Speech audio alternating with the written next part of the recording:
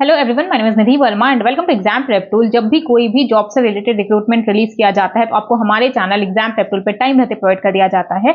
जिस job recruitment की हम लोग आज बात करने वाले हैं वो आया है आपका निपको के साइड से। निपको आपका क्या है? North eastern electric power corporation limited, government of India enterprise है और एक शेड्यूल ए कैटेगरी का मिनी रत्न सीपीएससी है, सेंट्रल पब्लिक सेक्टर एंटरप्राइज, जो कि होली ओन सब्सिडरी है किसका? एनटीपीसी का।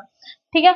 और कई सारी पोस्ट के लिए इन्होंने रिलीज किया हुआ है, जैसे कि इलेक्ट्रिकल एंड मैकेनिकल में रिलीज किया है, सिविल में किया है एंड जियोलॉजी में किया है। तो एक एक करके हम लोग सबके बारे में डिटेल में पढ़ेंगे कि क्या एजुकेशन क्वालिफिकेशन होना चाहिए, पे स्केल क्या है, एज लिमिट क्या होनी चाहिए, किस तरीके से आपको अप्लाई करना है और सिलेक्शन प्रोसेस क्या होने वाला है। हर एक चीज को हम लोग एक एक करके कवर करने वाले हैं इस वीडियो में। सबसे पहले अगर बात किया जाए कि पोस्ट क्या होगी, ग्रेड क्या होगा और हर एक ग्रेड पे पे स्केल क्या होने वाला है, तो उसके बारे में देखिए। पोस्ट होगी आपकी executive trainee electrical and mechanical की, E2 ग्रेड की।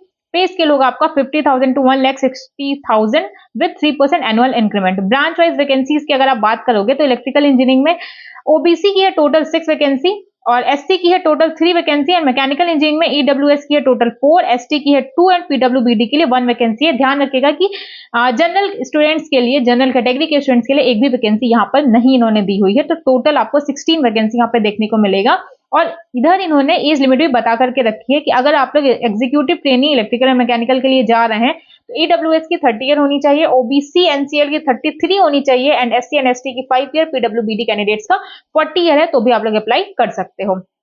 इसके अलावा जो सेकंड आएगी वो आएगा आपका एग्जीक्यूटिव ट्रेनी सिविल के कैंडिडेट्स के लिए। सैलरी स्लिप यहाँ पे भी आपका सेम होने वाला है, 50,000 to 1,60,000 with 3% annual increment.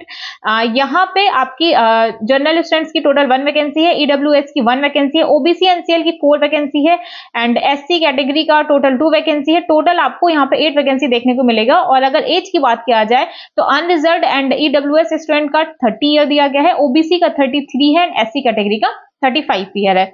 Executive trainee geology में अगर आप जाओगे तो सैलरी स्लिप यहाँ पे भी सेम है, टोटल 1 वैकेंसी है, सिर्फ ओबीसी के लिए है और एज आपका 33 ईयर है। अब अगर एक एक करके क्वालिफिकेशन की बात किया जाए तो अगर executive trainee electrical and mechanical के लिए आप जा रहे हैं E2 ग्रेड में तो फुल टाइम की बैचलर की डिग्री होनी चाहिए इंजीनियरिंग या टेक्नोलॉजी में। इलेक्ट्रिकल इंजीनियरिंग अगर आपने कर रखा है या फिर इलेक्ट्रिक एंड इलेक्ट्रॉनिक्स इंजीनियरिंग कर रखा है या फिर आपने मैकेनिकल इंजीनियरिंग कर रखा है या फिर आपने मैकेनिकल एंड ऑटोमेशन इंजीनियरिंग कर रखा है तो आप लोग एलिजिबल है, अप्लाई कर सकते हैं। बट याद रखिएगा कि मिनिमम 65% मार्क्स होना चाहिए। बट अगर आप लोग एससी एसटी पीडब्ल्यूबीडी कैंडिडेट्स हैं तो अगर आपका 55% है मिनिमम तो भी आप लोग एलिजिबल है, तो भी आप लोग अप्लाई कर सकते हैं। बट जो सबसे इंपॉर्टेंट चीज है, आप चाहे एग्जीक्यूटिव ट्रेनी इलेक्ट्रिकल मैकेनिकल के लिए जाएं या तो सिविल के लिए या तो जियोलॉजी के लिए, सबसे इंपॉर्टेंट क्या है कि 2026 का गेट का स्कोर कार्ड आपके पास होना चाहिए। गेट 2026 क्वालिफाइड आप होने चाहिए, ये सबसे ज्यादा इंपॉर्टेंट बात है, इसको यहाँ पे ध्यान रखिएगा। सिविल में भी आपका फुल टाइम बैचलर की डिग्री चाहिए इंजीनियरिंग या टेक्नोलॉजी में। सिविल इंजीनियरिंग किसी भी रिकॉग्नाइज्ड यूनिवर्सिटी से 65% से कम मार्क्स नहीं चलेगा। एससी कैंडिडेट्स का 55% है तो भी अप्लाई कर सकते हैं। Candidates must have appeared and qualified होना चाहिए गेट एग्जामिनेशन में इन सिविल इंजीनियरिंग 2026। और जियोलॉजी के लिए भी इन्होंने यहाँ पे सेम दे करके रखा है कि आपको फुल टाइम एमएससी या एमटेक होना चाहिए in applied geology from recognised university with 65% से कम परसेंटेज आपका नहीं होना चाहिए। इसके अलावा अगर पैकेज की बात किया जाए तो 50,000 to 1,60,000 विद 3% एनुअल इंक्रीमेंट आपको यहाँ पे मिलेगा। जो भी आपका डीए होता है, चार्ज होता है, वो सारी चीजें आपको यहाँ पे भी देखने को मिलेगा। सिलेक्शन प्रोसेस की अगर बात किया जाए तो आपका शॉर्टलिस्ट आपको किया जाएगा गेट के स्कोर के बेसिस के ऊपर और उसके बाद आपको पर्सनल इंटरव्यू के लिए बुलाया जाएगा। तो ये बात ध्यान रखिएगा कि आपके पास गेट क्वालिफाइड होना चाहिए। इसके अलावा कि the personal interview shall consist of, जो इंटरव्यू होगा उसमें आपका जनरल नॉलेज होगा, एप्टीट्यूड होगा, aptitude for job, extra curricular activity से related plus professional specific knowledge check की जाएगी वहां पे।